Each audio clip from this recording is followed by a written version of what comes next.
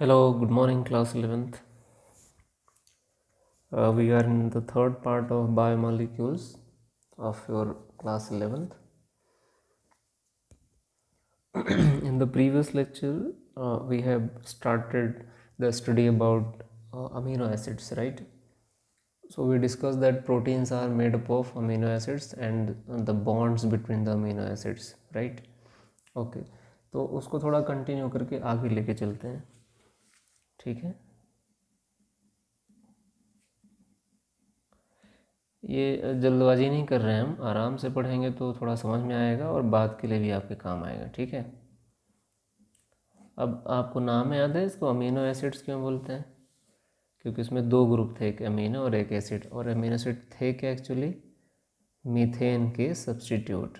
Carbon का valency 4 होता है, CH4। इनमें से हर एक हाइड्रोजन को रिप्लेस कर देंगे तो क्या बन जाएगा वो? मीथेन। इसमें क्या जोड़ देंगे? प्लस NH2 और प्लस COH, दोनों को ऐड कर देंगे एक एक हाइड्रोजन निकाल के, तो ये बन जाएगा आपका अमीनो एसिड। यहाँ COH और यहाँ NH2, यहाँ H। अब ये जो मतलब ये कार्बन की काउंटिंग करते हैं फंक्शनल ग्रुप से, तो इसको कहते हैं अल्फ़ा कार्बन। अल्फ़ा बीटा दो और होते तो बीटा होता, फिर ऐसे डेल्टा गामा। तो ये अल्फ़ा कार्बन, मतलब कि ये जो अमीनो एसिड्स हैं वो अल्फ़ा अमीनो एसिड्स हैं, ठीक है। This is alpha amino acid या alpha carbon hydrogen substituted chemicals, you can say like that. Okay, I think you are understanding. तो इन्हें अमीनो एसिड को और भी क्या कहते हैं हम? अल्फ़ा अमीनो एसिड्स भी बोलते हैं। अब इस अमीनो एसिड में दो एंड्स हैं या टर्मिनल हैं, इसे बोलते हैं, जिधर NH2 है N टर्मिनल, और जिधर COH है उसे बोलते हैं C टर्मिनल। ये याद रखेंगे please. It has how many terminals? N terminal और C टर्मिनल अमीनो एसिड्स में। ओके,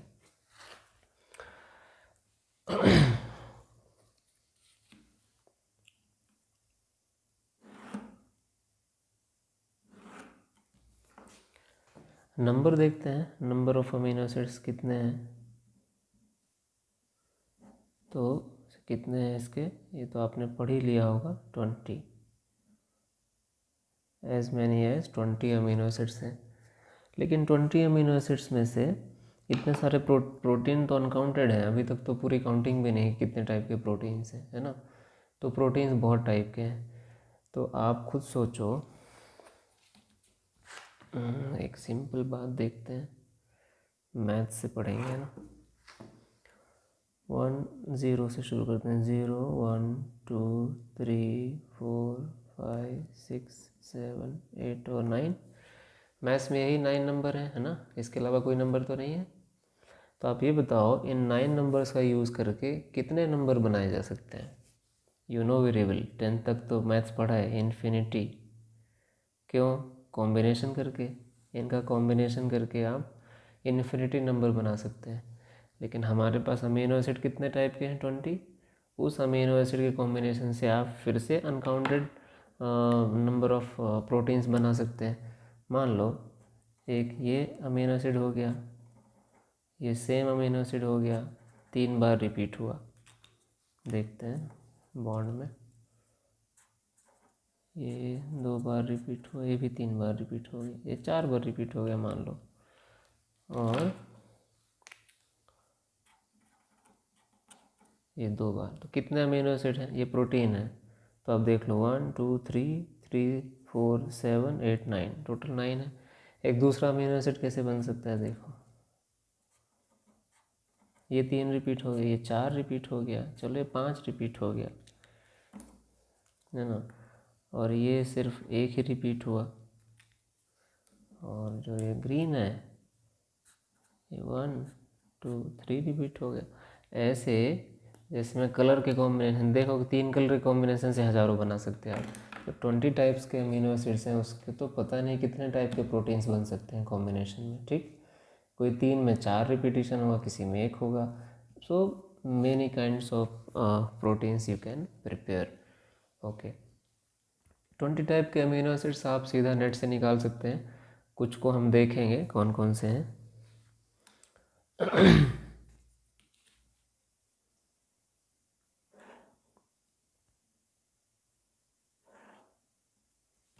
ओके, तो let us see their types. आपकी बुक में भी है। सबसे सिंपल से शुरू करते हैं। एग्जाम्पल्स,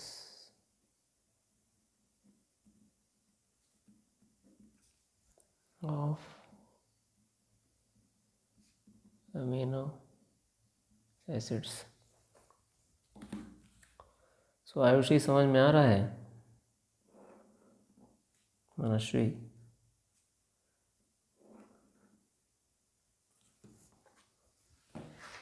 ठीक है, देखते हैं ना।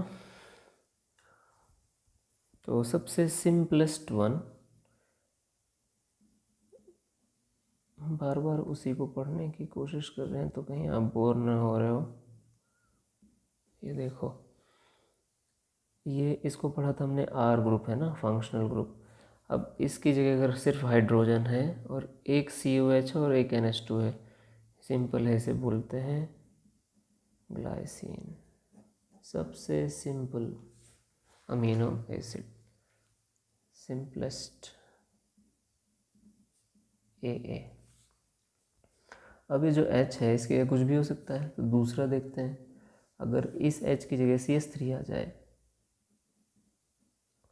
सो NH2C, यहाँ हम H को हटा करके क्या जोड़ दें, CH3, ये H है ही, COH, ये क्या बन गया आपका, एलानीन। एलानीन। एक तीसरा देखते हैं।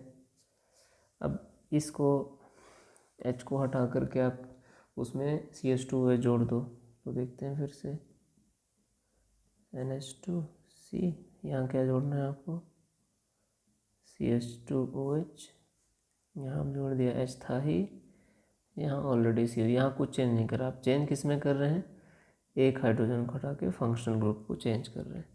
तो ये क्या बन गया आपका, अब ये बन गया सेरीन। तो इस तरह से एक ही फ्रेम में आप बहुत सारे चेंज करके नए अमीनो एसिड्स बना सकते हैं, ठीक है। ओके, तो ये तो नाम हुए इनके एग्जाम्पल, बट इनका कुछ क्लासिफिकेशन भी है, केमिकल क्लासिफिकेशन है नेचर के हिसाब से अमीनो एसिड्स का।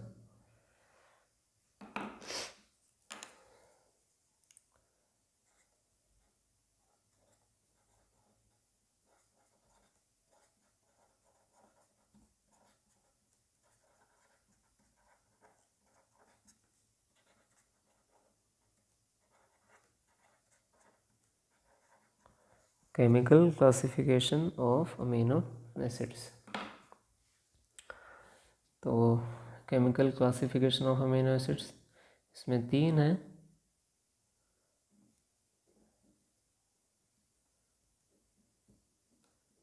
एसिडिक AA, शॉर्ट में लिखना amino acids, basic amino acids और न्यूट्रल। तो 3 टाइप के हैं। केमिकल नेचर मतलब कोई भी अमीनो एसिड एसिडिक भी हो सकता है, कोई भी अमीनो एसिड बेसिक भी हो सकता है। अब आप मुझे ये बताना, सिर्फ देखते हैं रेड कलर कहाँ गया।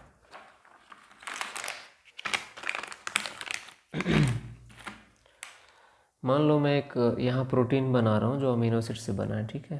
Amino acid number 1, amino acid number 2, amino acid number 3, amino acid number 4, amino acid number 5, 6, 7।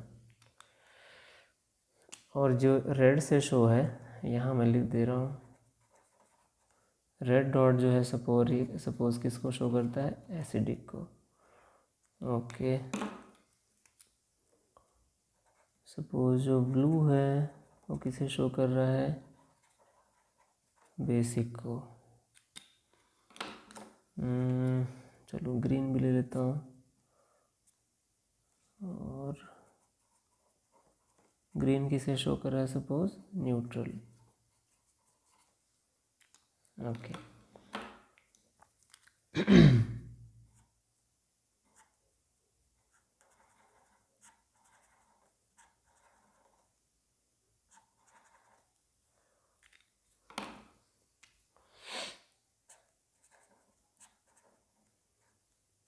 तो ये बन गया आपका एक प्रोटीन, एक लंबा सा चेन है प्रोटीन का। इसमें आप काउंट करो एसिडिक कितने हैं, 1 2 3 4 5 6 7, बेसिक कितने हैं 1 2 3 4, न्यूट्रल कितने हैं 2। तो ओवरऑल प्रोटीन पे क्या चार्ज होगा ये बताओ आप, ओवरऑल कैसा होगा ये।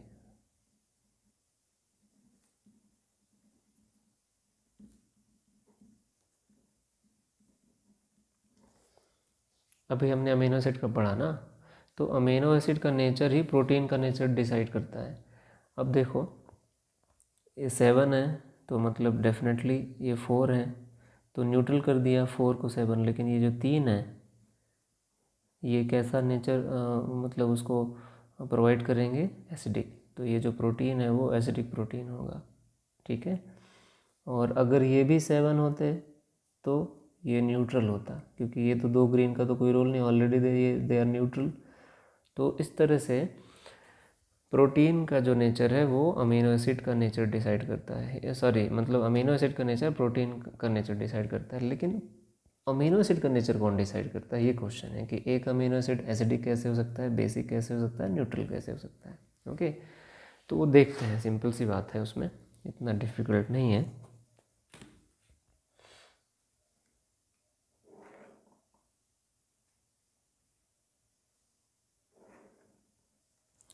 मतलब क्वेश्चन ये है, मैं लिख दे रहा हूँ यहाँ पे, how any amino acid may be acidic, basic और न्यूट्रल, कैसे हो सकते हैं, एसिडिक बेसिक या न्यूट्रल कैसे हो सकते हैं। ठीक है, तो इसको समझने के लिए एक अमीनो एसिड का एक बेसिक फ्रेम बनाते हैं, ठीक है। ओके पेंसिल से यूज़ करता हूँ। कार्बन आपको पता है, यहाँ पर COH है, ये भी आपको पता है ना। यहाँ पर क्या है, NH2 है, यहाँ पर R ग्रुप है, यहाँ H है। अब देखो ये N जो है ये बेसिक होता है, और जो COH है एसिडिक है, इसलिए N कैसा है, बेसिक है, ये कैसा है, एसिडिक है। तो इस अमीनो एसिड में आप देखो एक बेसिक है और एक ही एसिडिक है, तो ये कैसा हो गया, न्यूट्रल हो गया। तो ऐसे अमीनो एसिड जिनमें number of NH2 group and number of COH groups is same, then they will be neutral. मतलब N इक्वल्स टू C, जितने N टर्मिनल हैं उतने ही C टर्मिनल है, मतलब जितने COH हैं उतने ही चलो मैं पूरा ही लिख देता हूँ ना।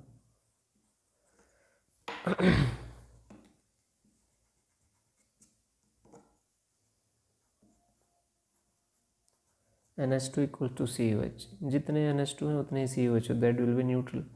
अब आप क्या करो कि इसमें एक और NH2 जोड़ दो, तो अब कैसा हो गया ये, इसमें NH2 हो गए कितने 2, और एसिड हो गया 1, कैसा होगा ये, डेफिनेटली बेसिक। तो यहाँ क्या लिखेंगे, NH2 number is greater than COOH, तो ये हो जाएगा क्या, basic. Just opposite,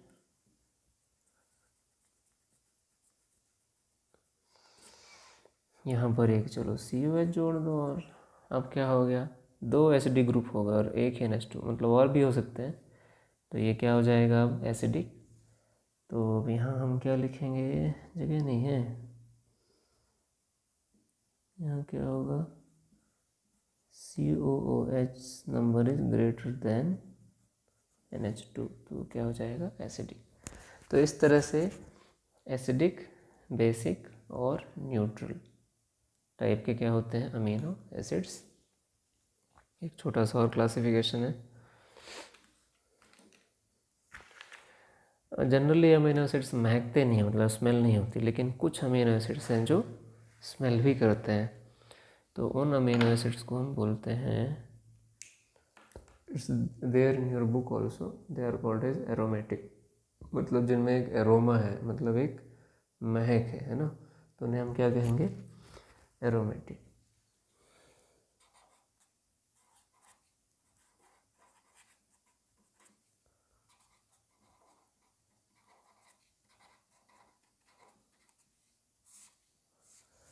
aromatic amino acids, aroma मतलब स्मेल।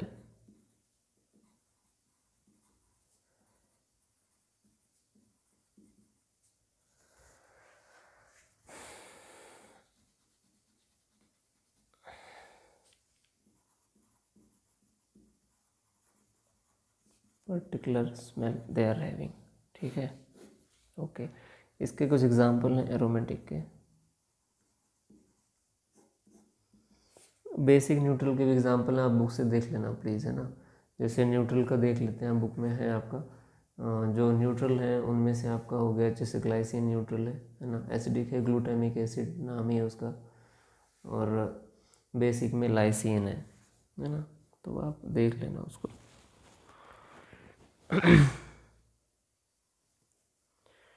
एरोमेटिक एग्जांपल्स देखते हैं, नाम ही उनके हैं, ट्रिप्टोफैन, ट्रिप्टोफैन,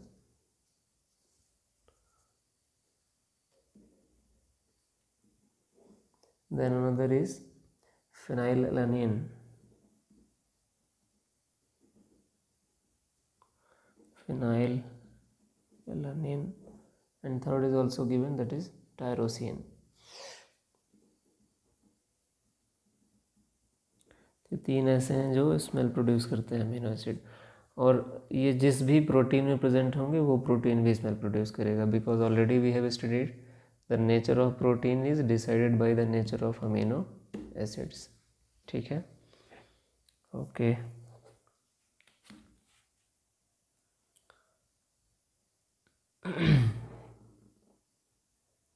इसका लास्ट पार्ट देख रहे हैं,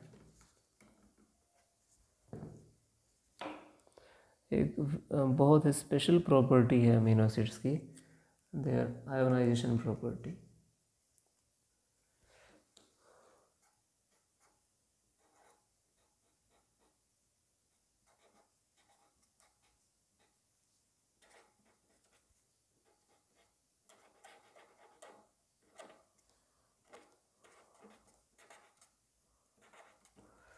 अमीनो एसिड्स का आयोनाइजेशन नेचर। अब आयोनाइजेशन तो आपको पता है, प्लस माइनस चार्ज में।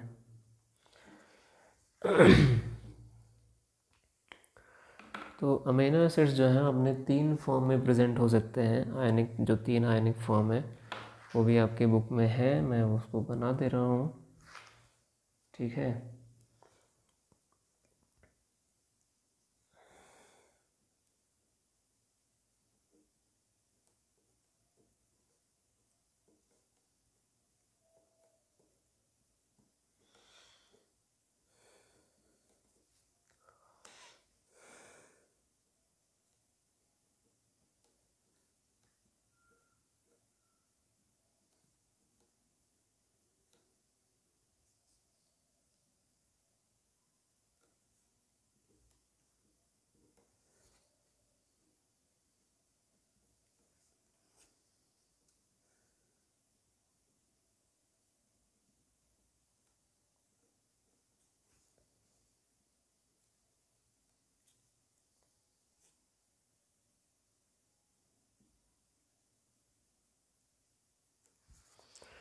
ये देखो, ये तीन फॉर्म है इसके, फॉर्म ए, फॉर्म बी, फॉर्म सी। इसमें सिर्फ यहाँ सॉरी एच का प्लस नहीं आएगा, एन के ऊपर ये प्लस चार्ज एन के ऊपर आएगा, ओके। तो यहाँ पर एन चार्जेस ने एक हाइड्रोजन गेन कर लिया, तो तो यहाँ प्लस चार्ज आ गया, ये COH में कोई चार्ज नहीं है।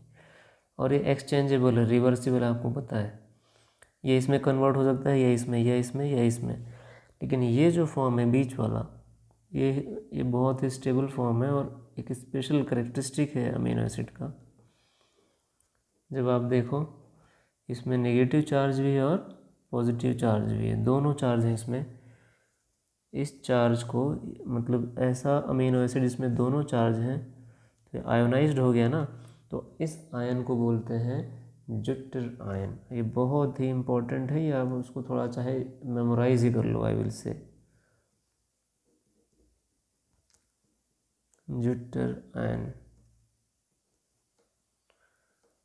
Jutter ion is the ionic form of amino acid when the amino acid shows both the charges, positive as well as negative, and is reversible also. But ये ऐसा कभी भी ऐसा होता नहीं है जनरली, मतलब किसी भी कंडीशन पे ऐसा नहीं हो जाएगा। For this condition